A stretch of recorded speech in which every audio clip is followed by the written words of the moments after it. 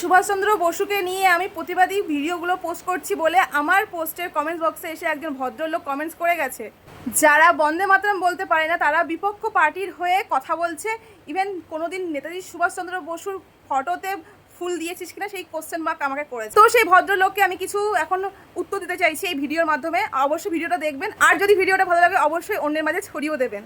প্রথম কথা বলবো আমি বন্দে মাতরম বলা কথাটা, এই যে আমি উচ্চারণ করলাম বন্দে মাতরম, সেটা তো ছোটোবেলা থেকে করে আসছি, যখন থেকে বলি আছে, যখন থেকে স্কুলে ভর্তি হয়েছি, সে 23শে জানুয়ারি হোক, 26শে জানুয়ারি হোক বা কিনা 15ই আগস্ট, তখন থেকেই তো বন্দে মাতরম, জয় হিন্দ এই বলেই তো আমরা শিখেছি, বা এই বলেই তো আমরা জাতীয় পতাকা উত্তোলনে সামিল হয়েছি। ভারতবর্ষের মাটিতে জন্ম হয়েছে, ভারতবর্ষের মাটিতে থাকছি, ভারতবর্ষের মাটিতে থেকে ট্যাক্স দিচ্ছি, ভারতবর্ষের মাটিতে নামাজ পড়ছি 5 ওয়াক্তে, ভারতবর্ষের বাতাস নিচ্ছি, অক্সিজেন নিচ্ছি, আর আমরা ভারতবাসী হয়ে ভারতবর্ষের জয়গান করতে পারবো না? জয় হিন্দ বা বন্দে মাতরম বা জয় ভারত বলতে পারবো না? তারা অশিক্ষিত হয়, তাদের কাছে এই কোশ্চেনগুলো আসে। এবার একটা প্রমাণ দিই চলুন। ওই যে কথাটা এসছে যে নেতাজি সুভাষচন্দ্র ফটোতে কখনো কোনোদিন ছবিতে ফুল দিয়েছে কিনা, তো একটা কথা বলে রাখি, যখন ছোট ছিলাম, যখন ক্লাস 1, 2 আর 3, 4-এ পড়তাম, মানে প্রাইমারি স্কুলে যখন যেতাম, তখন তো এত বেসরকারি স্কুল ছিল না, আর এত সামর্থ্য ছিল না যে বাবা মা ভালো স্কুলে পড়াবে, বা প্রাইমারি স্কুলে আমাদের জন্য যথেষ্ট ছিল। তো প্রাইমারি স্কুলে যখন আমরা ছোটোবেলায় যেতাম, তখন সব বন্ধু বান্ধবগুলো মিলে না পাড়ায় ফুল চুরি করতে বেরোতাম, অন্যের বাড়ির থেকে ফুল নিয়ে তারপর কিন্তু মালা গেঁথে আমরা যেতাম স্কুলে।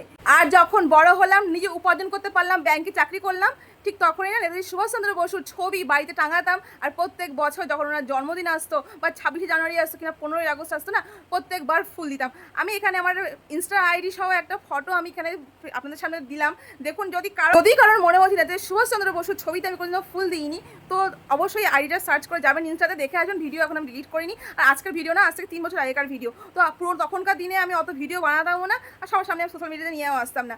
কাউকে সম্মান করা, কাউকে ভক্তি করার জন্য কাউকে প্রমাণ দিতে হবে না যে আমি নেতাজি ভক্ত কিনা বা আমি এই ভারতবাসী কিনা, এটা আমি প্রমাণ দিতে চাইছি না। তবুও যখন প্রশ্নটা এসেছে আমি প্রমাণটা দিয়ে দিলাম। এবার এসে আর একটা কথা বলতে, আজ থেকে প্রায় 21 বছর আগে এই আগস্ট মাসে আমার দাদু মারা গেছিলেন। আমার দাদুকে জাতীয় পতাকা দিয়ে সম্মান করা হয়েছিল।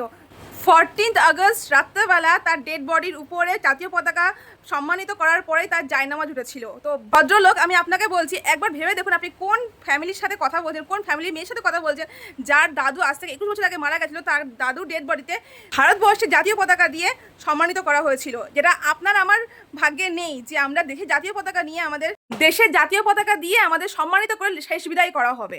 এবার আসি আর একটা প্রসঙ্গে, এই যে বিপক্ষ পার্টি বা আজকে সরকারের কথা বলা হয়েছে, তো মানে আমাদের মোদী সরকার বা বিজেপি সরকারের কথা বলা হয়েছে, তো বলি বিজেপি সরকার আসার পরে মুসলমানদের কোন জায়গায় প্রবলেম হয়েছে? কোনো প্রবলেম তো হয়নি। আগে যেরকম সমাজে বাস করতাম, এখন সেভাবে সমাজে সবার সাথে মিলেমিশে বাস করছি। এখানে তো কোনো হিন্দু মুসলিমের প্রবলেম হচ্ছে না, যা আমার আশেপাশে যারা হিন্দু আছে তাদের তো আমাদের নিয়ে কোনো প্রবলেম হচ্ছে না, বা হিন্দুরা বাস করছে তাদের আমাদের কোনো প্রবলেম হচ্ছে না। তাহলে এখানে বিপক্ষ পার্টি আসবে কেন? ভারতবর্ষের ডিফেন্স মিনিস্টার রাজনাথ স্যারের কথা বলছি, তার সাথে আমার হাজব্যান্ডের যখন বৈঠক বসে, মানে মিটিং হয়, তখন তো আমার হাজব্যান্ড তাকে স্যালুট করছে, জয় হিন্দ স্যার বলছে, বা সকালবেলা যখন অফিস যাচ্ছে, তো তার আগে আমি আমার হাজব্যান্ডের পরিচয়টা দিয়ে দিই। আমার হাজব্যান্ড এখন বিগত 16 বছর ভারতবর্ষের সেনাতে রয়েছেন।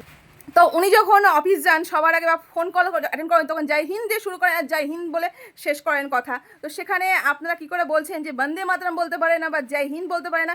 নিশ্চয়ই একজন ফৌজি মানুষের প্রথম বুলিটা আসবে জয় হিন্দ, বন্দে মাতরম বা জয় ভারত, তাই তো? তো সেখানে আপনারা কি করে একটা পরিবারের, এমন একটা পরিবারের ফ্যামিলির মেয়েকে আপনি প্রশ্ন করছেন যারা বন্দে মাতরম বলতে পারে না? আমি এই ভিডিওর মাধ্যমে কতবার যে বন্দে মাতরম বলছি তার ঠিক নেই। দেশপ্রেম শেখাতে আসবেন না। আমার ফ্যামিলি দেশের জন্য যা করেছে সেটা অনেকের ফ্যামিলি করতে পারে না। ইভেন যারা এই প্রশ্নগুলো তোলে তারাই কিন্তু কোনো কিছু করার অকাদ নেই এই ভারতবর্ষের মাটির জন্য। সেই জায়গায় আমার পরিবারের মানুষগুলো করেছে, যেমন আমার গ্র্যান্ডফাদার, ইভেন আমার হাজব্যান্ডও করে যাচ্ছে, ডিউটি করে যাচ্ছে অনবরত 16টা বছর। ধর্ম নিয়ে কমেন্টস বক্সে কথা বলতে আসবেন না। আগে মানুষ হন, মানুষকে মানুষের মতো সম্মান দিতে শিখুন। আর নেতাজিকে অপমান করেছেন, অবশ্যই আমি প্রতিবাদ করবো। কেনই বা করবো না? যাকে আমি ছোটোবেলা থেকে সুপার হিরো মেনে আসি তাকে নিয়ে প্রতিবাদ করবো না? তার অপমান করা উচিত, আমি চুপ করে থাকবো? আমি অবশ্যই প্রতিবাদ করবো। যতক্ষণ না পর্যন্ত যারা যোগ্য শাস্তি পাচ্ছে ততক্ষণ আমার প্রতিবাদ করে যাব, আর আমার আওয়াজ আমি উঠিয়ে যাবো। ভিডিওটা অনেকখানি লেন্দি করে ফেললাম, তো কিছু মানুষের যোগ্য জবাব দেওয়ার জন্য ভিডিওটা করেছিলাম। এবার লাস্ট আমি একটা ভিডিও আপনাদের ক্লিপ দেখাতে চাই, যেটা আমার হাজব্যান্ড যখন পাঞ্জাবে বর্ডারে পোস্টিং ছিল তখনকার একটা ছোট্ট ক্লিপ নেওয়া। তো অবশ্যই দেখবেন লাস্টটুকু, আর ভালো লাগলে অবশ্যই অন্যের মাঝে ছড়িয়ে দেবেন ভিডিওটা। ধন্যবাদ।